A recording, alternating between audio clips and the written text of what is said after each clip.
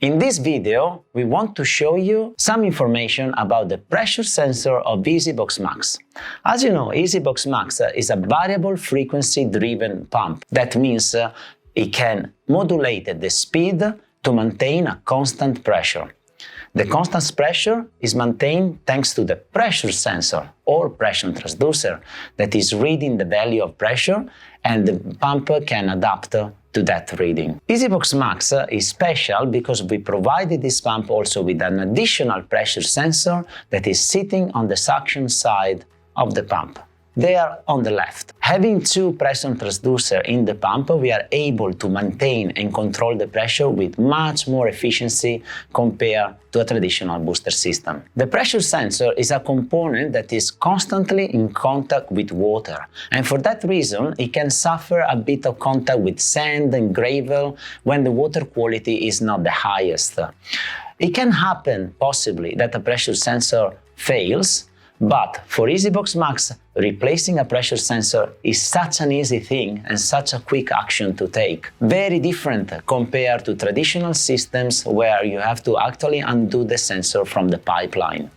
I want to show you today how easy it is, and you only need a simple screwdriver to do the job. When a pressure sensor fails in Esybox Max, we know straight away because Esybox Max is telling us through a red light on the screen and an error message that tells me pressure sensor faulty.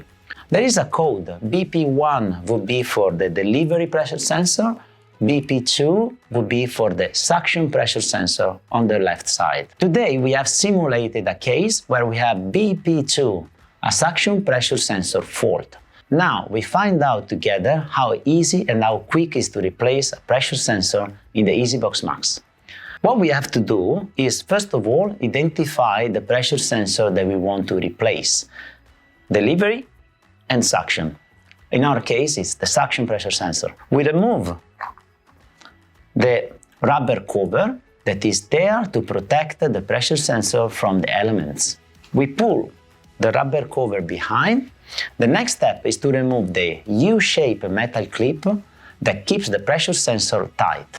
So, we go here and you see that there is a small gutter in the plastic where I can insert my thin screwdriver. If I pull it down, I remove this metal clip.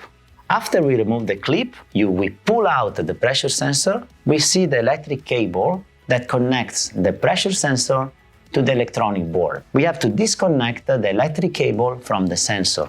To do that, we pull the plastic back here and we pull the cable out. Here's the new pressure sensor. Let's install it. First thing to do is to take the clip, identify where the gutter is, and we put the U shape in this direction, and the clip now is ready to be pushed up. After doing that, we introduce the pressure sensor in its location, we push it down, and we are ready to push the clip up, and the job is done. After we insert the pressure sensor and the clip in the right way, we can rotate the pressure sensor to the direction that is more convenient for us to connect the electric wire again. Now the new pressure sensor is connected, and the pump react straight away. Now we put the rubber cover on top of the sensor again, and the job is done.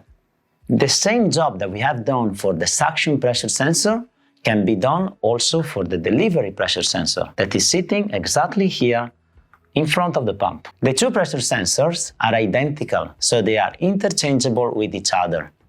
I suggest you to keep one available just in the case something goes wrong. So, today we have seen how to identify the two pressure sensors in the Esybox Max and how easy it is to replace one of them. If you want to learn more about Esybox Max, check out these other videos.